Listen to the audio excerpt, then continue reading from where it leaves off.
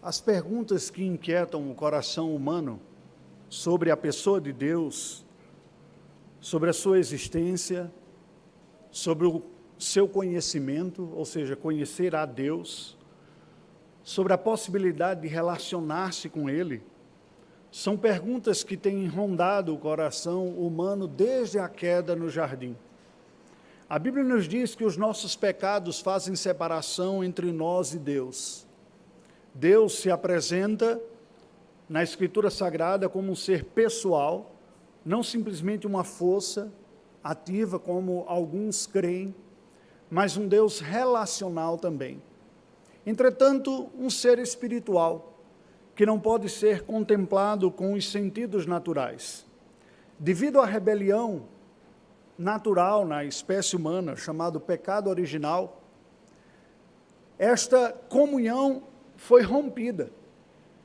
E a grande mensagem que o povo de Deus tem entregue ao longo de milênios é precisamente a mensagem sobre a possibilidade de se reaver esta comunhão. Entretanto, apesar desta mensagem estar sendo proclamada geração após geração, estas perguntas continuam inquietando o ser humano. Não apenas pessoas de diversas religiões, mas até mesmo aqueles que têm fé. Até aqueles que acreditam na palavra de Deus são assaltados em momentos de sua vida por dúvidas profundas. Eu dou como exemplo o próprio primo do nosso Senhor Jesus Cristo, João o Batista, que anunciou o Messias, o batizou, Jesus, no Rio Jordão, mas quando estava encarcerado, tendo notícias do que estava ocorrendo, as imagens e as expectativas que ele abrigava em seu coração sobre o Messias não parecia bater com a realidade que estava manifesta. E ele manda emissários até Cristo, dizendo: és tu mesmo aquele que haveríamos de aguardar, ou é um outro? Esta realidade se complica muito mais quando outras ideias estranhas à verdade bíblica começam a rondar o nosso coração, não apenas do ponto de vista formal, questionamentos de pessoas que supostamente deveriam nos auxiliar na caminhada com Deus, pessoas com conhecimento bíblico, mas que questionam o próprio conteúdo desta mensagem. Sempre existiu falsos profetas, falsos líderes, falsos apóstolos, falsos pastores, gerando confusão no meio da cristandade de pessoas que, sinceramente, buscam ter este conhecimento de Deus. Mas ideias presentes a cada geração, que se manifestam rebeldes contra a pessoa de Deus, sua existência e o seu ser. Elas mudam um pouco a cada geração, mas basicamente elas questionam a verdade da existência e da possibilidade de conhecer o Senhor. Bem, isto ocorreu também com os cristãos do primeiro século, levando o apóstolo amado do nosso Senhor Jesus Cristo, João, a escrever a sua carta. Ele escreve basicamente com o propósito de consolar os irmãos que estavam preocupados e em dúvidas, orientar na caminhada da fé para lhes dar um caminho seguro sobre qual é a verdadeira rota cristã, o que é a fé cristã na verdade. Orientar quanto à prática, para que eles não fossem assaltados de dúvidas e incorressem em práticas inequívocas que desonravam o nome do Senhor. E assim João escreve a sua carta. Eu lhe convido a abrir comigo na primeira carta de João, para darmos início nos primeiros versículos, aqueles que abrem a temática desta carta, que vão falar precisamente sobre a pessoa de Deus e a possibilidade da comunhão consigo. Deus existe e é possível conhecê-lo. E é sobre esta temática que nós vamos refletir esta noite, após a leitura dos primeiros 4 versículos que passo a fazer nesse instante. O que era desde o princípio, o que temos ouvido, o que temos visto com os nossos próprios olhos, o que contemplamos e as nossas mãos apalparam com respeito ao verbo da vida, e a vida se manifestou, e nós a temos visto, e dela damos testemunho e vos anunciamos a vida eterna, a qual estava com o Pai e nos foi manifestada. O que temos visto e ouvido anunciamos também a vós outros, para que vós igualmente mantenhais comunhão conosco. Ora, a nossa comunhão é com o Pai e com o seu Filho Jesus Cristo. Estas coisas, pois, vos escrevemos para que a nossa alegria seja completa. Oremos ao Senhor, deixa a sua Bíblia aberta nestes versículos. Ó Deus bendito, estamos diante da tua presença. Tu és a razão de aqui estarmos. Nós não conseguimos te ver, nós não conseguimos ouvir a tua voz, nós não conseguimos te apalpar, nós não conseguimos sentir cheiro do Senhor, nem sabor, pois tu és Espírito. No entanto, tu és real.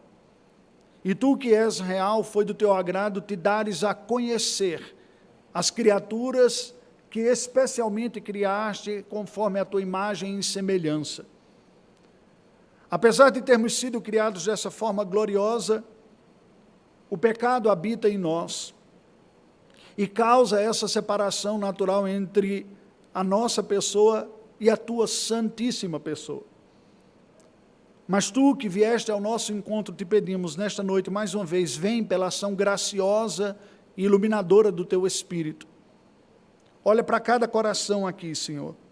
Assista-nos em nossa fraqueza e em nossa necessidade.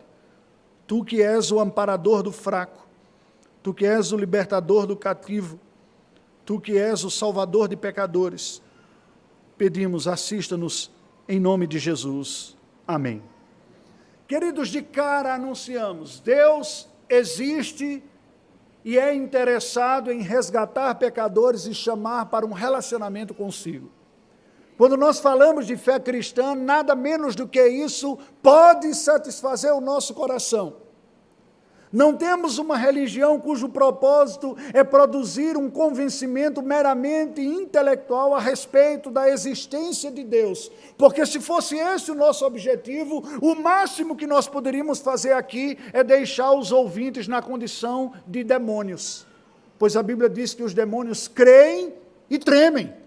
Na verdade, há um temor maior ainda nesses seres rebeldes angelicais, porque eles não têm dúvida sobre a existência de Deus, uma vez que estão na mesma categoria de seres espirituais e sabem da existência do Senhor. Nós não.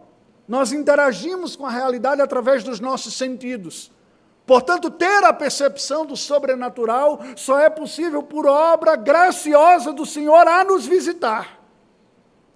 Saber que Deus existe é uma conclusão racional, lógica, quando nós olhamos a coerência de um universo que existe, que tem ordem, que tem sequência e que não é conduzido por uma força impessoal. Entretanto, não é este o ponto, nem meu, nem de João a escrever esta carta. O que ele está querendo fazer precisamente é orientar a igreja do Senhor Deus, que sofria ataques intelectuais, morais e de relacionamento também, pessoas que procuravam desviar e que já surgiam no primeiro século tentando desviar os cristãos do caminho da retidão. E aí ele vem anunciar a verdade cristã simples e singela, nesta carta que é universal, e que tem esse propósito geral de apresentar a fé cristã de maneira simples e objetiva para a vida de todos aqueles que leem e tem utilidade para a nossa vida também. O primeiro ponto que eu gostaria de refletir com vocês é a seguinte questão: por que afirmamos que é possível ter comunhão com Deus?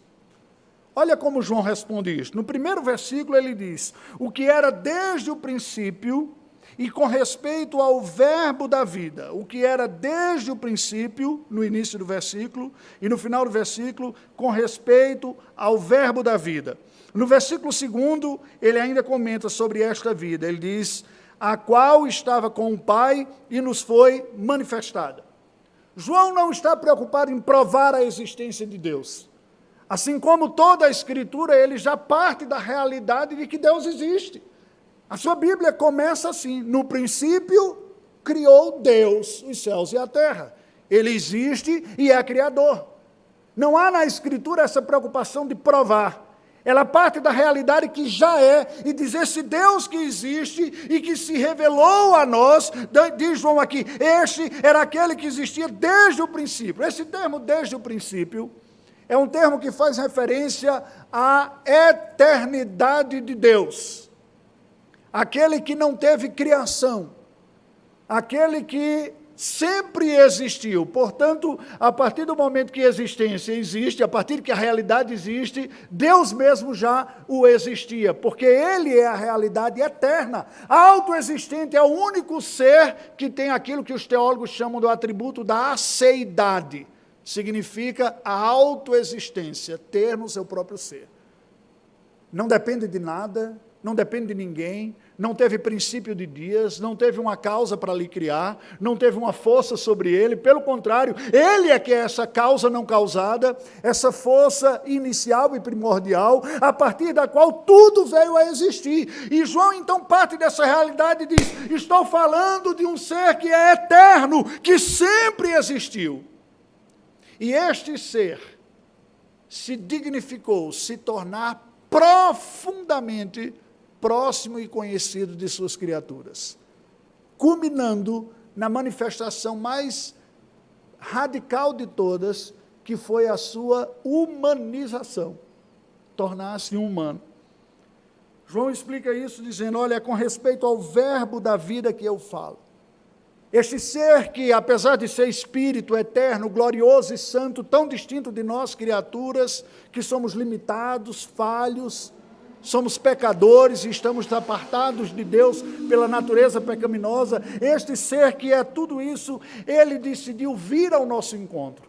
E é aqui que João fala sobre Jesus Cristo, apresentando-o como o verbo da vida. João toma emprestado da filosofia grega uma palavra conhecida, logos, que não era simplesmente a ideia de conhecimento ou palavra como normalmente se traduz. Havia todo um elaboramento filosófico no mundo grego antigo sobre este princípio. Os gregos antigos acreditavam que a realidade era cíclica, e que tudo que acontece nos hoje já ocorreu no passado e ocorrerá no futuro também, numa espécie de vai e vem, semelhante até a algumas teorias cosmológicas que existem, de que a realidade toda está coesa e vai se perdendo até entrar num caos e deixar a existência normal e recomeça a entrar em sincronia também.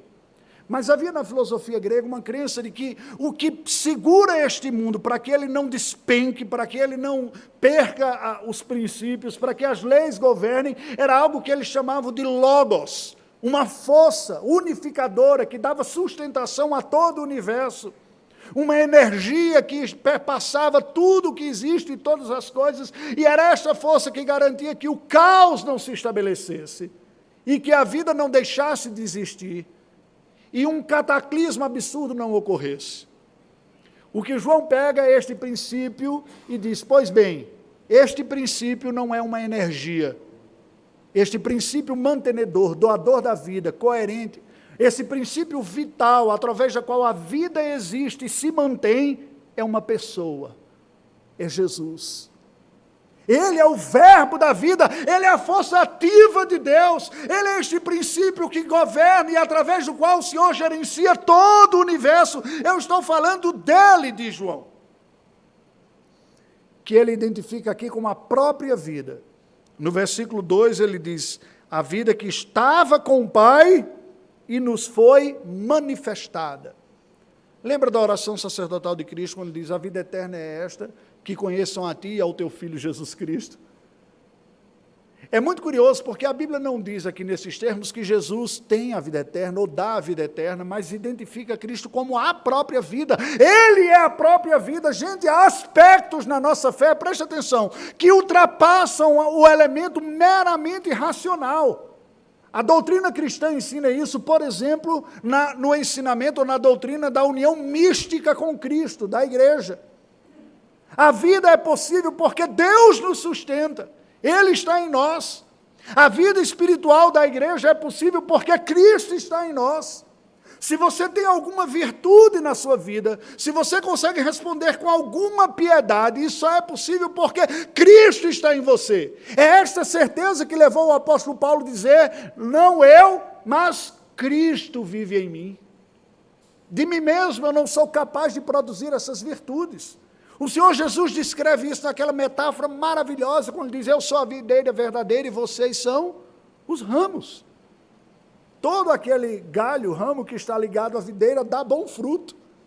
Isso é uma forma de nós olharmos para nós e deve encher o nosso coração de esperança, porque muitas vezes nós nos vemos apáticos e impotentes de produzir bons frutos, e há circunstâncias em nossa vida que parece que nos esmagam, e o que é exigido de nós é além da nossa capacidade de responder com fé e com santidade. Aí nós olhamos para o Senhor e dizemos: Senhor, é o Senhor em mim,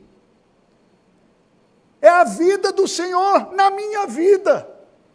É a presença do Senhor redimindo e santificando este pecador.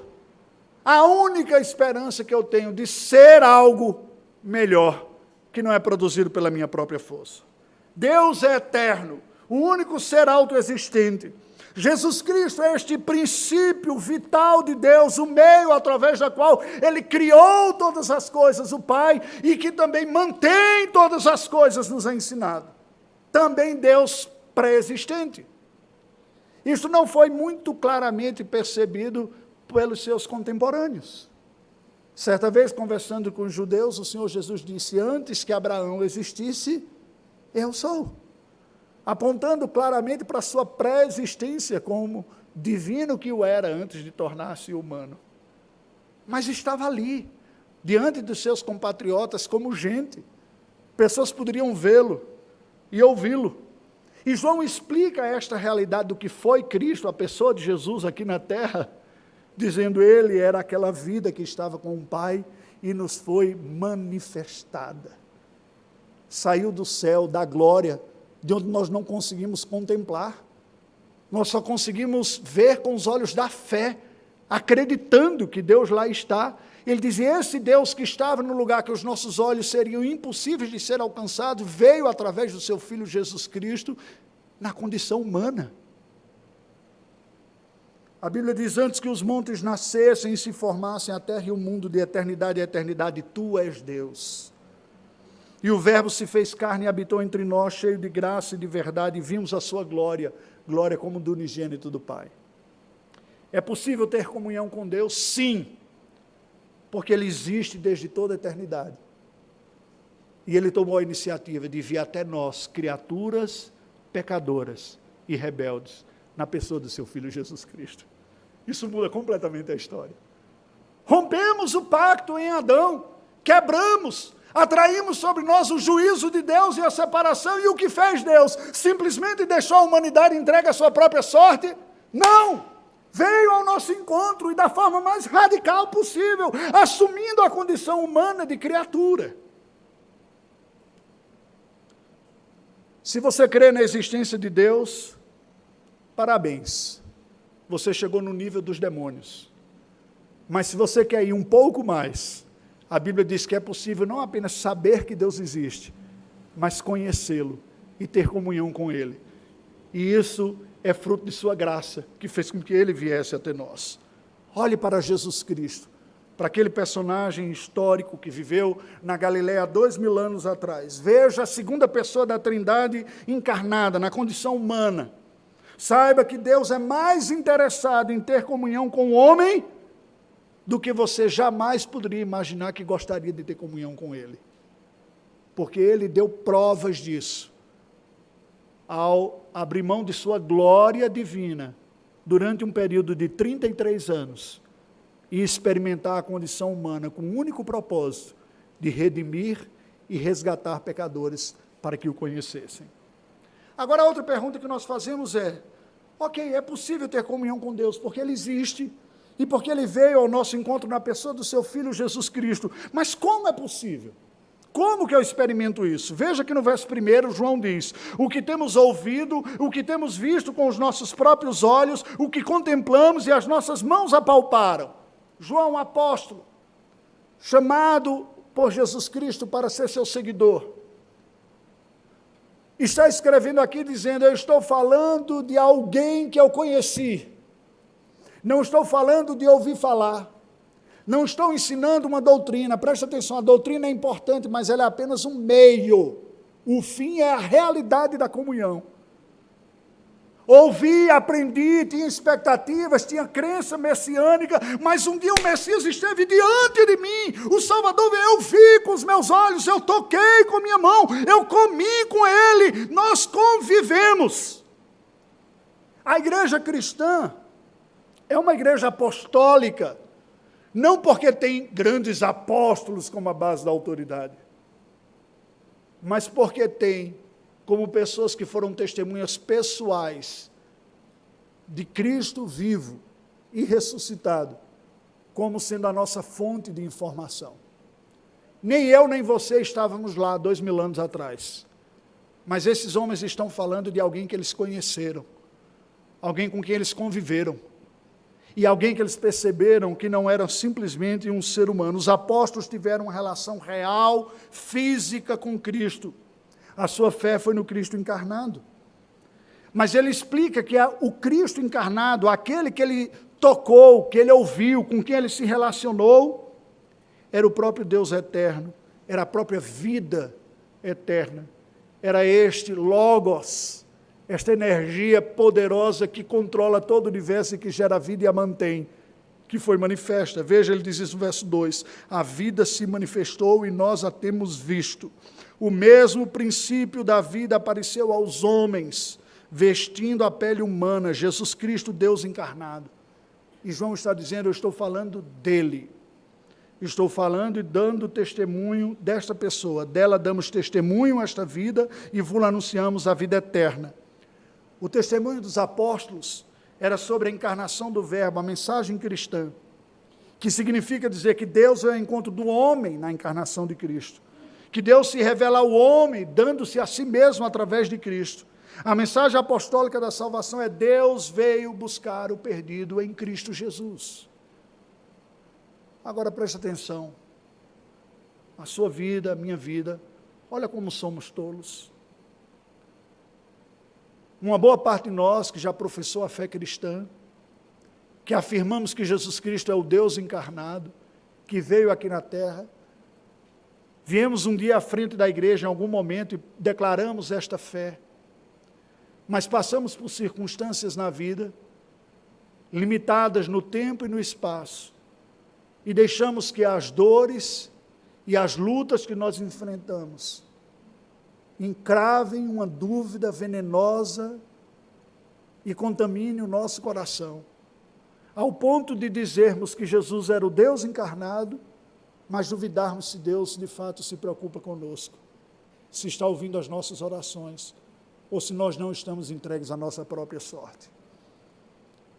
Meu querido, minha querida, preste atenção.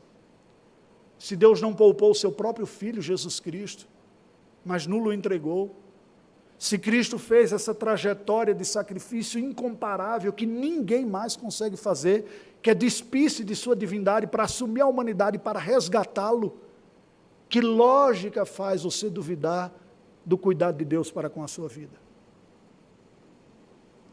Não tem lógica, sabe por quê? Porque o pecado cega e é irracional. Quando deixamos instalar em nosso coração a dor que a circunstância nos traz, a frustração que sonhos idealizados não causados nos trazem, nós empurramos para fora o elemento que é o único ponto de dar estabilidade, segurança e capacidade de vivermos nessa vida com graça, que é precisamente a fé, na maior evidência do que Deus fez, mas os nossos olhos são cegos, se tornam cegos pelas circunstâncias que nos desviam. O Senhor Jesus alertou os seus discípulos, certa vez, dizendo, eu sou o caminho, a verdade e a vida. Ninguém vem ao Pai senão por mim. Veja que este versículo a gente costuma usar de forma evangelística, né? Mas Jesus está falando para os seus discípulos. Se vós me tivesseis conhecido, conheceríeis também a meu Pai. Desde agora o conheceis e o tendes visto. Replicou-lhe Filipe, Senhor, mostra-nos o Pai e isto nos basta. Disse-lhe Jesus, Filipe, há tanto tempo estou convosco e não me tendes conhecido. Quem vê a mim, vê o Pai. Como dizes tu, mostra-nos o Pai? Você já experimentou dias de Filipe? Dias em que na sua vida você diz, Senhor, mostra-te a mim, eu não estou conseguindo te ver. Não estou vendo a tua boa mão. Não estou vendo o teu cuidado. Não estou vendo as minhas orações sendo respondidas como deveria. Não estou dando conta de responder às demandas da vida com fé e confiança como eu gostaria. Estou com saudade dos dias em que a minha fé foi mais vibrante. Hoje mal ela consegue me trazer à igreja para adorar. Nós precisamos ouvir as mesmas palavras de Cristo a Filipe para o nosso próprio coração. Eu preciso disso. Você pode dizer, mas Filipe estava com Jesus diante dele ali vendo, o que mostra mais uma vez que o problema é espiritual, não é físico, não é? Porque Jesus também se vira para nós e diz, há tanto tempo estou convosco e não me tendes conhecido? Porque se ele prometeu, eis que estou convosco todos os dias até a consumação dos séculos, ele não está menos conosco do que estava com Filipe. A promessa é a mesma. Ele está tanto conosco hoje como esteve com todo o seu povo, ao longo de toda a história. O problema não está em Cristo não estar conosco. O problema está em nós não o percebermos e não reconhecermos. Por que é possível ter comunhão com Deus? Porque Ele existe. Porque Ele veio ao encontro nosso na pessoa do seu Filho Jesus Cristo. E como é possível ter essa comunhão? Crendo na mensagem bíblica de que Jesus é o mediador, é o Deus encarnado, é aquele através de quem eu tenho acesso a Deus e que nele eu tenho as provas suficientes de que Deus me ama e me quer, e isso me basta. Agora veja que essa comunhão com Deus que é real, apresenta alguns indícios de que ela se manifesta na vida de pecadores. João descreve isso nos versículos 3 e 4. Veja que o tempo verbal descrito aqui apresenta na língua grega algo diferente do que temos na língua portuguesa. A língua grega tem um tempo verbal em que mostra que algo que entrou na história passou agora a produzir frutos e mudou a realidade. A partir daquele momento as coisas mudaram. Isso está descrito nos versos 3 e 4. Ele diz, o que temos visto, ou seja, teve um momento que nós vimos, olhamos para Cristo, vimos daquele homem de Nazaré algo mais do que simplesmente o filho de Maria. Enquanto tantos olharam para ele e viram apenas mais um rabino, nós vimos nele o Filho de Deus. E isso foi fé. E não é diferente da fé que nós temos hoje. Porque pessoas viram Cristo curando, fazendo milagres, e operando graça, e manifestando amor, e sem pecado algum, e ainda assim o condenaram. O que João está dizendo é um dia que nós vimos. Desde esse dia nós temos anunciado também a vocês. Quando cremos em Cristo como Senhor e Salvador, iniciamos a transmitir esta mensagem, para que vós igualmente mantenhais comunhão conosco. O que João, os apóstolos e a igreja têm feito é proclamando Cristo, para que outros que creiam em Cristo desfrutem da mesma comunhão com Deus e com outros que têm comunhão com Deus, como Cristo desfrutou com os seus discípulos nos seus dias. Aqui está resumido de uma forma bem simples o ministério da igreja. O que é o ministério da igreja se não isso? Anunciamos a Cristo para que quem não o conhece, o conheça, e quem o conheceu, siga desfrutando comunhão com Ele e uns com os outros. Esses dois pontos o tempo todo na vida da igreja. Não se pode perder um nem o outro. Proclamo para alcançar quem não é, e proclamo para que quem seja cresça no desenvolvimento desta comunhão. É isto que João está dizendo. Ora, e a nossa comunhão é com o Pai e com o seu Filho Jesus Cristo. O Espírito não aparece de forma explicitada aqui, mas à luz da teologia da palavra de Deus toda do Novo Testamento, nós sabemos que Ele é aquele agente secreto que produz esta fé. Porque Paulo escrevendo diz, ninguém diz Senhor Jesus, senão pelo Espírito. Quando cremos na obra do Filho, mantemos comunhão com o Pai, e isto como resultado da ação do Espírito em nós. E no verso 4, João diz, estas coisas, pois, vos escrevemos, para que a nossa alegria seja completa. Queridos, presta atenção. Não tem nada que cause mais aperto no coração do pastor do que não ver o rebanho do Senhor respondendo com piedade, com fé e crescendo no conhecimento de Deus e no seu serviço. João fala isso pela via positiva. O que ele afirma aqui é: estas coisas vos escrevo, para que a nossa alegria seja completa, a dos apóstolos, a da liderança verdadeiramente vocacionada da igreja. Eu vou ser bem sincero com vocês. Eu desejo e oro que vocês experimentem a plenitude da bênção de Deus na vida de vocês. Mas, acima de tudo, que cresçam na comunhão com Deus. Porque tudo mais se desvanece, como nós temos ouvido nos sermões pela manhã, baseado em Eclesiastes. São vaidades, são pueril, desaparecem no ar. Agora, a experiência da comunhão com Deus, crescer na fortaleza desta fé em quem Ele é, isso é eterno. Nós vamos carregar para sempre com o Senhor. Passarão os céus e a terra, mas a minha palavra não há de passar. O que desfrutamos de conhecimento de Deus aqui é algo que toca a eternidade, enquanto que tudo mais se dilui. Daí a alegria de João de dizer: a minha alegria, a nossa alegria seja completa. É para isso que escrevemos. Quem tem comunhão com Deus deve anunciar Jesus aos outros. Quem tem comunhão com Deus deve ter santa comunhão com os outros que têm.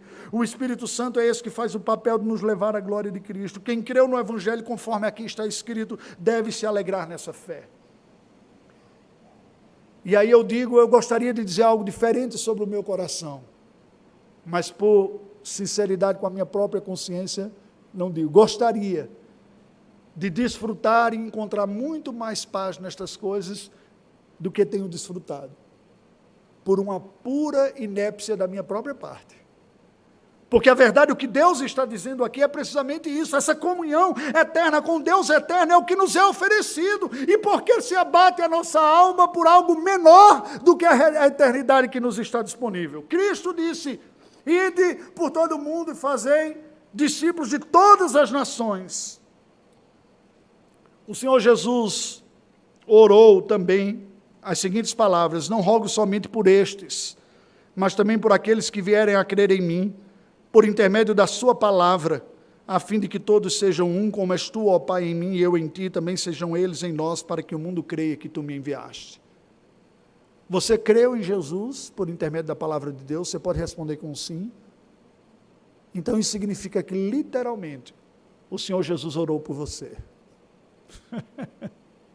E ora, porque nos lembra bem os nossos símbolos de fé, que o ofício sacerdotal de Cristo não consiste apenas na sua obra na cruz há 2000 anos atrás, mas consiste na sua constante intercessão em favor da igreja. Hoje, neste momento, na nossa debilidade, na nossa necessidade, na nossa incapacidade de seguir adiante, de encontrar força e fé, Ele está diante do Pai, dizendo: ó Pai, eu peço por Ele, porque eu dei a vida, a quem Tu deste o Espírito, fortalece-o, anima-o, segura-o, não deixe ir adiante no erro, nem na perda da fé.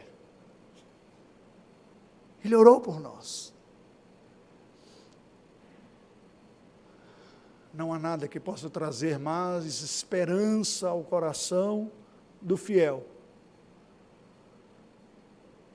do que saber que o seu estado é definido pelo Deus glorioso e bom, e não pela nossa capacidade. O que a nossa capacidade faz é afetar a qualidade da nossa alegria. Mas não impossibilita Deus de completar a obra que Ele começou a fazer em nós. A comunhão com Deus deve gerar uma vida transformada, interesse na evangelização, comunhão com os outros irmãos e alegria da salvação. Deus existe. É possível ter comunhão com Ele porque Ele veio ao nosso encontro, se nos deu na pessoa do Seu Filho Jesus Cristo e produz uma nova realidade àqueles que sinceramente se rendem a Ele. Pastor, o Senhor está nos evangelizando? Estou. Porque eu preciso evangelizar o meu coração todo dia. Lembrar das verdades que um dia me conquistaram. E eu, pela minha incredulidade e pecado, sou tão facilmente tentado a me esquecer. Eu lhe convido a, juntamente comigo e João, nos alegrarmos pelas evidências do que Deus em Cristo Jesus fez e faz por nós. Oremos ao Senhor. Ó Deus bendito, é maravilhoso percebermos que Tu és um Deus que ama pecadores. Tu és um Deus especialista em alcançar o perdido.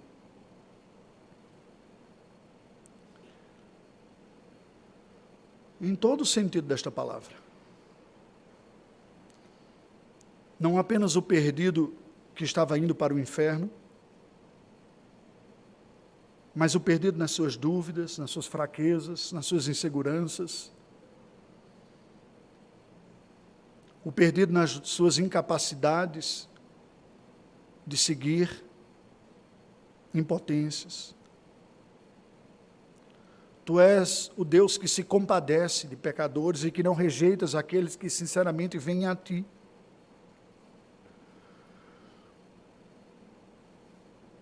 Ó Deus, olha para nós nesta noite. E assim como nós, olha para a Tua igreja, pelo mundo afora, tantos aflitos, desesperados, com medo dessa pandemia, com crise de fé, sem motivação, sem saber como seguir adiante. Tantos sem perspectiva na vida, quer seja por uma história pessoal trágica, de escolhas mal sucedidas e que hoje convivem com consequências, quer seja pela causa maligna de outros contra a vida deles, que lhes atacam, que lhes impuseram males, quer sejam pelos incidentes e acidentes desta vida, dos quais nenhum de nós está livre, circunstâncias que nos sobrevêm e que parecem ser mais fortes do que a nossa capacidade de ir adiante, e muitas vezes o são, mas não são mais fortes do que Tu és, Senhor, não são. Não há nada nesta vida que seja mais poderosa do que Tu. Tu és o Criador de todas as coisas. Tu és o mantenedor de todas as coisas. Cada molécula deste universo existe e é mantida pelo Teu poder. Cada vida é segurada e sustentada pela Tua presença. Cada virtude e piedade morais que aparecem no mundo são frutos da Tua graça. Ó Deus, ouve-nos a oração, assista-nos em nossa fraqueza, revigore-nos a fé. Te louvamos pelo amor evidente do Senhor manifesto a nós na pessoa do Teu Filho Jesus,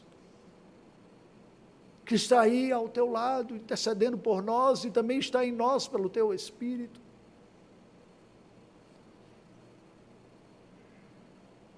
Toma-nos em Tuas mãos, em nome de Jesus. Amém.